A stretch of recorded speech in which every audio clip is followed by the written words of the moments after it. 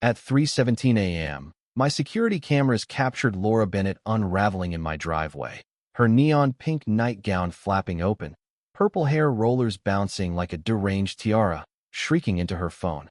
911. Emergency. My neighbor's a federal spy. He's watching everyone. Laura, the HOA president of Crestwood Pines, thought she'd finally pinned me with some trumped-up crime. What she didn't know was that I'd been waiting for this moment, meticulously planning her downfall with the precision of my 25-year FBI career. When the police arrived and saw my evidence, her smug smirk twisted into raw panic in seconds. Where are you reading this from? Drop a comment, let's see how far this saga of justice travels. I'm Michael Hayes, retired FBI behavioral analyst, craving peace after decades chasing humanity's worst.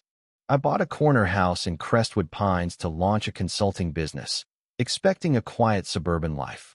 I was dead wrong.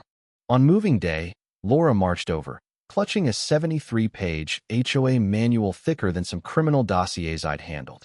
"Welcome to Crestwood," she said, her smile as fake as a con artist's tears. "I'm Laura Bennett, HOA president. Follow these rules or face immediate fines." She leaned in, her voice chilling. "The last owners couldn't meet our standards. Sold in 8 months. Couldn't handle the fines." My FBI instincts flared. This wasn't just control. She thrived on breaking people. Week 1 was a bureaucratic assault. Monday, a $200 fine for a visible garden hose. Tuesday, $300 for a mailbox in the wrong beige Sherwin-Williams, accessible beige 7036, nothing else. Wednesday, $250 for my car's tires grazing grass during a storm. Thursday, $150 for a visual clutter from newspaper delivery. Friday, a $400 hit because my security cameras created a surveillance vibe. By week's end, I was out $1,300. I could have fought, but my gut screamed something bigger was afoot. So, I paid every fine, quietly snapping photos, sensing Laura was probing how much I'd take before snapping. Then came George Miller, my neighbor, a retired accountant with an obsession for records. He showed up one night, jittery like he was confessing a felony.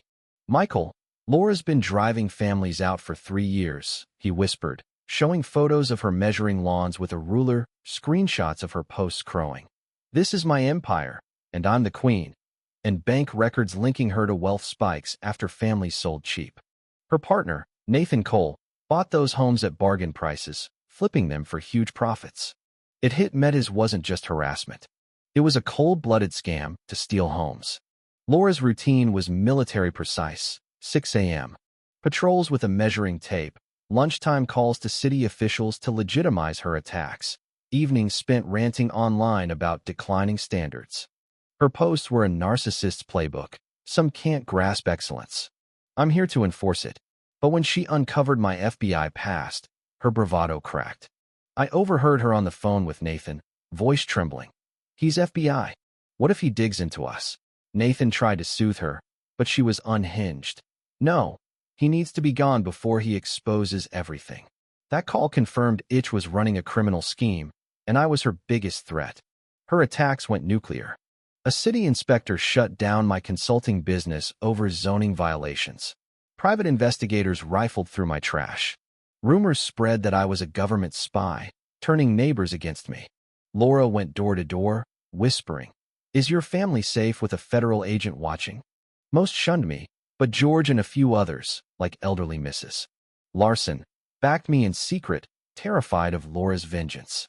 By week 4, Nathan was tailing me, his car lurking just close enough to rattle me. It was clumsy for my trained eye, but it showed their desperation. The HOA meeting in week 5 was Laura's masterclass in manipulation.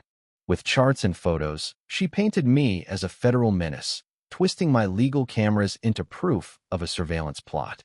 "Our safety, our children, are at risk," she thundered, riling 54 residents into a frenzy. When I tried to speak, she cut me off, screaming, "This is our community, not your spy hub." The vote to force my relocation passed 31 to 23. She glowed with triumph, oblivious to the federal crimes she'd just committed before witnesses. That night, George handed me bank records showing Laura had siphoned $31,000 from HOA funds, funneled through fake vendors to Nathan's companies. It was time to strike. I called my old partner, Agent Sarah Collins. Laura's sending fake violation letters through the mail and stealing HOA money, I said. Sarah's voice sharpened. That's mail fraud, embezzlement, conspiracy federal territory. My plan solidified. Provoke Laura into a public meltdown, trap her in her lies, and let her implode. I sent registered letters to all residents, calling an emergency meeting about missing HOA funds and illegal activities. Laura's panic was textbook. I overheard her tell Nathan, "Time for the nuclear Optiona false police report. He's a federal agent harassing us." Nathan warned it was a felony, but she was beyond reason. He started this war. I'll end it. At 3:17 a.m., my cameras caught her pacing her yard, rehearsing her 911 call. "He's a federal spy? He's got government cameras," she screamed. When police arrived, I opened the door, FBI badge in hand. "I'm Dr. Michael Hayes, retired FBI," I said calmly, showing my credentials.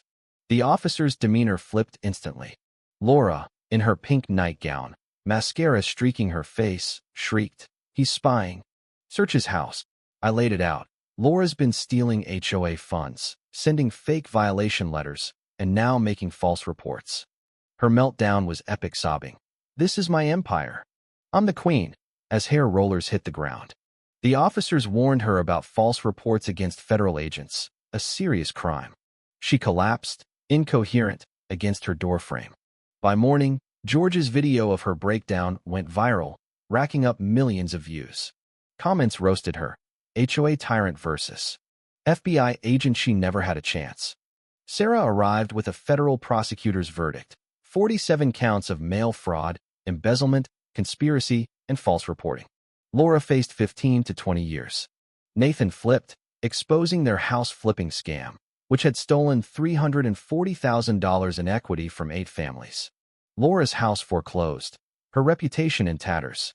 The trial was swift, guilty on all counts. The judge's words cut deep. "You abused trust to harm neighbors."